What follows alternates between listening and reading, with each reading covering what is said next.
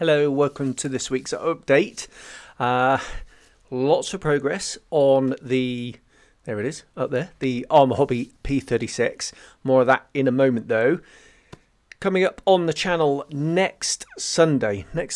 What are we today? Friday. So day after tomorrow is the Edward 1/72 scale P51D Mustang, the one with no fillet.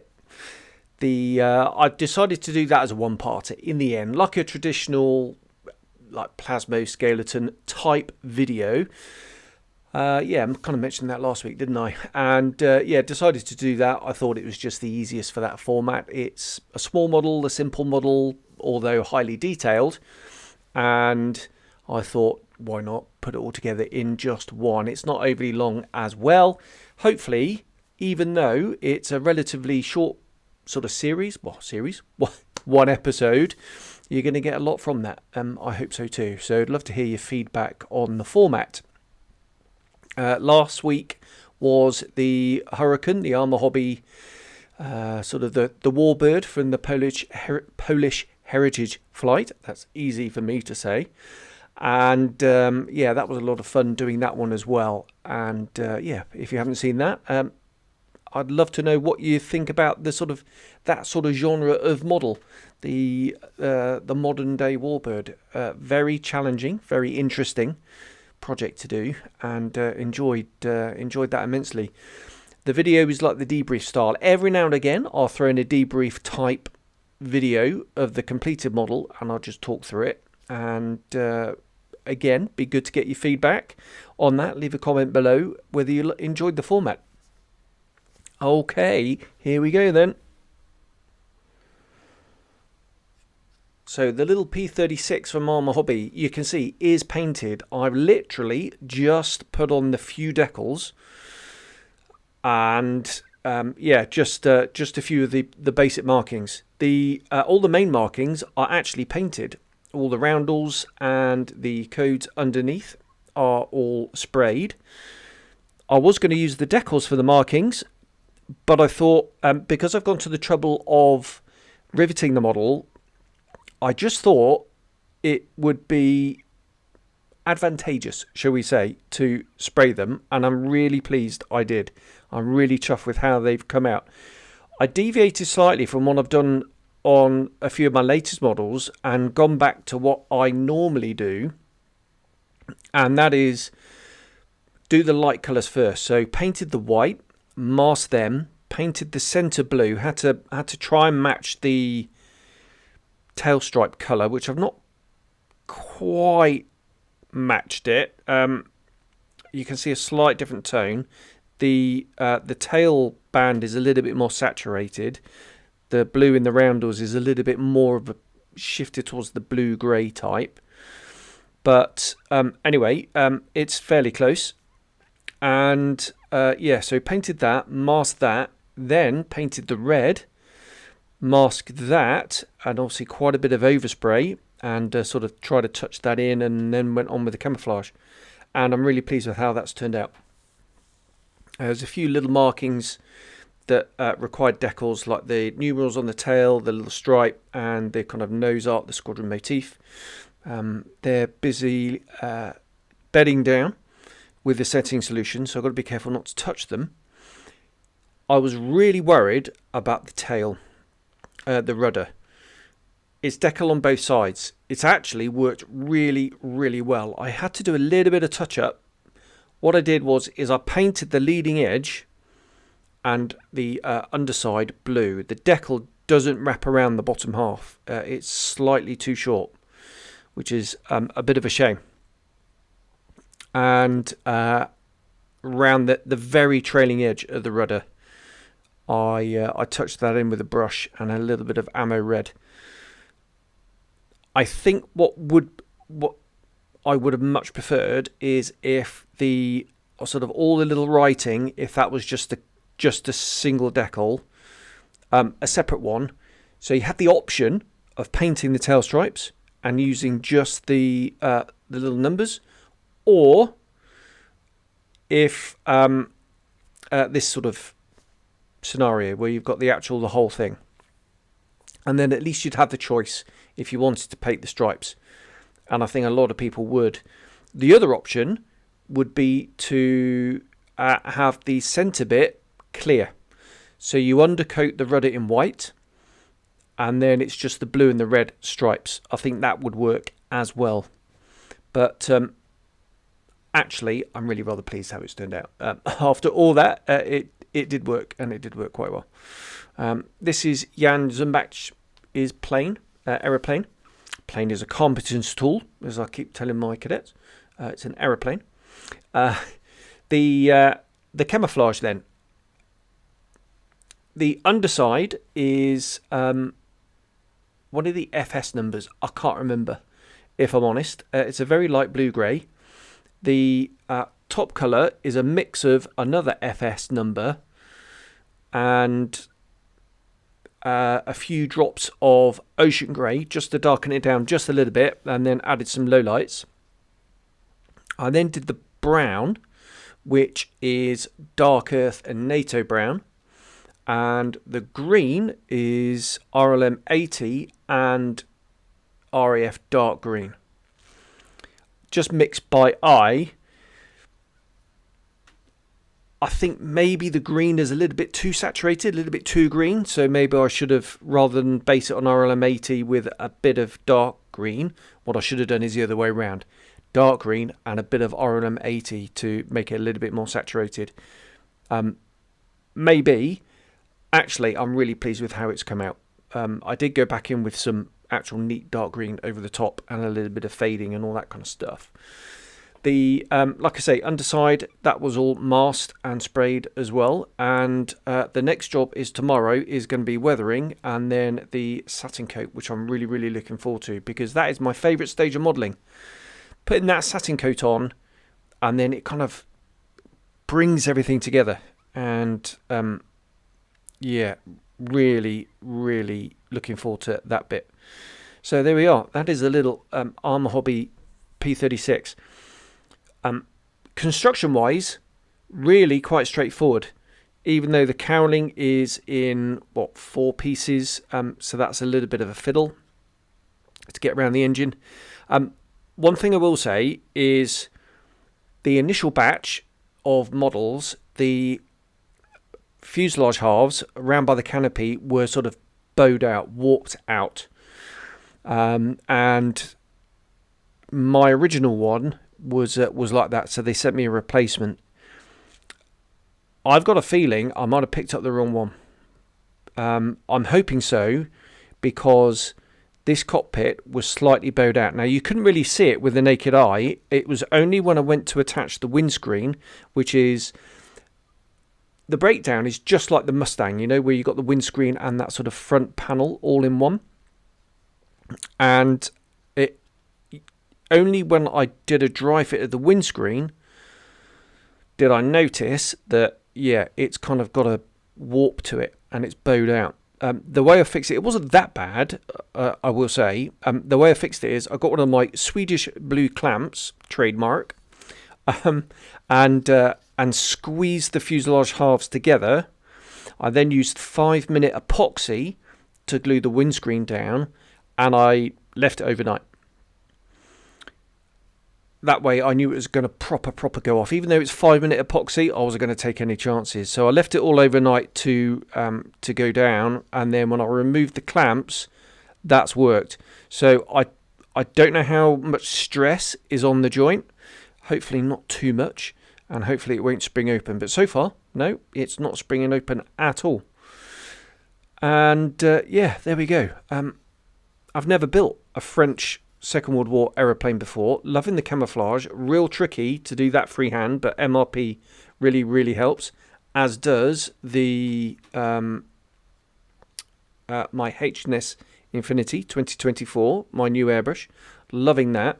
I will say that the MRP lacquers, which this is, supplied by Ed from Premium Hobbies, channel sponsor, so shout out to Ed. More of him in a moment. But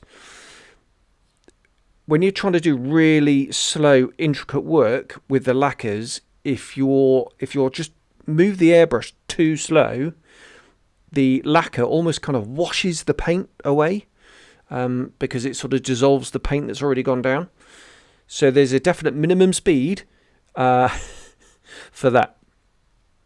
So you've got to be careful. So I'm wondering if the aqua colours would be easier. Now I have the REF set of aqua colours coming from Ed, and I'm going to do a proper on test with those. And oh, the red has just fallen off. It's okay, it wasn't glued on in the first place. Yeah, so I'm going to do a proper on test of those, and I'm going to combine it. Probably going to combine it with the VMS primer, because I got some of that as well, and I've had a little play with that, and it looks really, really nice. But there we are. That is the little P-36, and I'm hoping I'm going to get that finished very soon, because I'm back to Blighty next week for 2 weeks. Well, I say back to Blighty, on a cruise around the Med. First, one thing I did want to mention to go with the P-36 is this book here.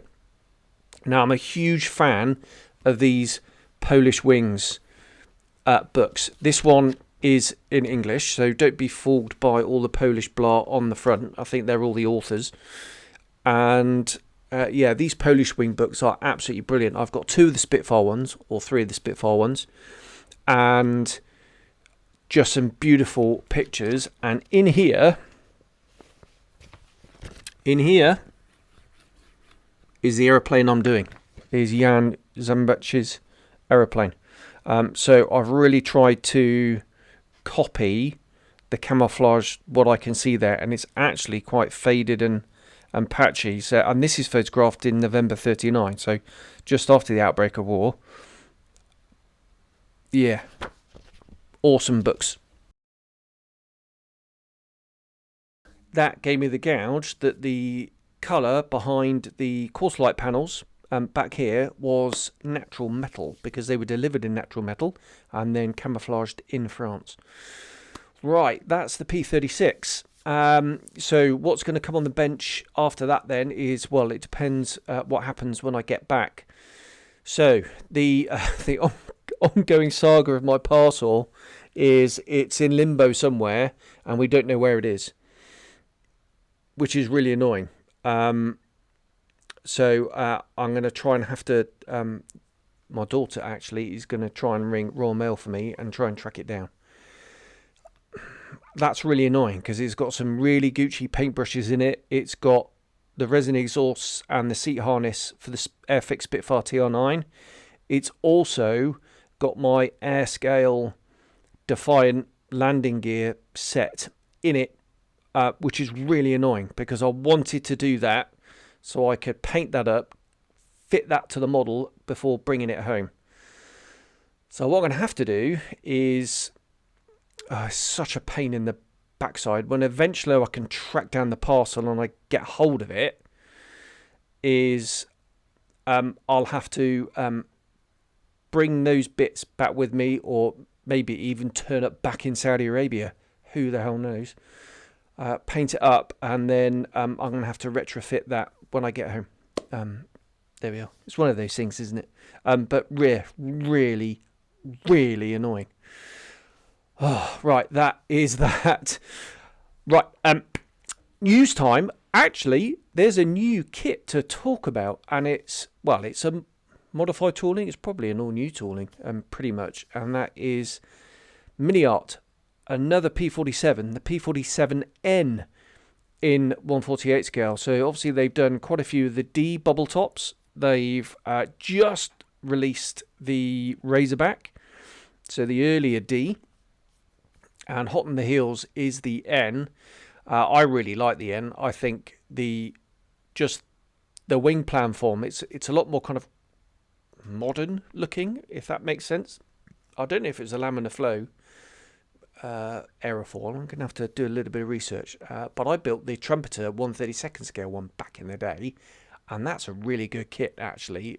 Quite old now. It's one of the earlier ones, but it's really rather accurate. I know there's some problems with the decals, but the actual plastic is really, really good. I ended up selling that a long time ago. But yeah, really like the end, really like the wing planform. I think it really suits the aeroplane, and sorely tempted by that. Talking of sorely tempted things, so the IBG Spitfire is due out imminently, and in fact, I think the pre-orders are on their way. Now, I had pre-ordered it with Andy Antics, but I've just cancelled it today, and the reason is going back to what I said recently, which is I want to concentrate on building the stash, and not building the stash up, actually reducing the stash by building what's in it. And I'm going to really try and take my foot off the gas buying this stuff. I know I'm going to regret it at some point, but I just feel that I think it looks stunning. I know there's a bit of a debate about the rivets, and maybe I'll do a separate video on rivet surface detail versus accuracy in the future. But I just thought what I've got coming up model wise is I'm just not going to have the time to do it. I've got that Airfix TR9 that I want to do. I want to get the single seater when that comes out. I want to do that as a Belgian one. I'm doing the Mark 14 conversion in 32nd scale as a Belgian one. Doing that one. Sven very kindly is doing a set of markings for me, which is going to be absolutely brilliant. And Sven from One Man Army, and I've got a few other little projects up there that I want to do as well. I've also got my mate Dallas F18 that I really, really want to do, and I'm probably not going to film that. I'm probably going to do that as like a debrief, as it were. But yeah, I've got so much on, and then I've got the ICM Hampton coming in. No idea when that's going to come in. I very much doubt that that is going to be at my door in the next 3 weeks. That's when I come back here. So that is going to be a project for the new year. And like I say, next year I really want to make a dent in the stash. I'm really going to restrict myself to some the Arma Hobby new releases. I'm on their review list. So I'm going to get those as review samples, which is absolutely fantastic. And we'll see what Airfix bring out. And really, that's kind of all I want to do. I know there's going to be some brilliant stuff coming out. I do want to get the Special Hobby Baltimore when that comes out. That was supposed to be out last year. Then I heard it's going to be December this year. That's all gone quite down the bearing. So I'm going to treat myself to that one when that comes out. But other than that, I'm gonna not do anything. I'm not going to get anything other than Telford next year. I'm my mate Adam. He lives in Lincoln, just down the road from me. He always gets me the latest Edward releases from that year in Overtree's format at Telford. Adam's going to go for me this year, so I'm going to get the P40E, the N, hopefully the MiG-21. Overtrees is going to be out then, the F-13, and the A6750. So they're going to be the Overtrees he's going to pick up for me this year, and then next year, whatever Edward bring out. And then I do want to make a dent in the Edward Overtree stash that I have. So definitely want to do the Wildcat. Definitely want to do the Zero, the A6M2. They've been in there for far too long. I've got the Royal Class P51D that keeps staring at me, winking at me. The 109 G6s in the Royal Class, the dual boxing. I really, really want to make a dent in those as well as some Airfix stuff. I've got the Lancaster to do, got the Great Wall Hobby F14 to do. They're both for the publication I'm working on. So really, really, really, really busy. So to cut a very long and boring story short, IBG Spitfires, I'm going to kick the can down the road. Maybe I'll make them next year. Maybe. We shall see if I've got a little bit of a gap. Okay, there we are. We're just about to the end of this week's update. That's a bit of a ramble there. Hopefully that didn't come across as too ranty. That wasn't the aim. But there we are. So if you haven't checked it out already, go and have a look at the Arma Hobby Hurricane in the Polish Heritage Flights markings, doing a warbird. Interesting subject and a real challenge.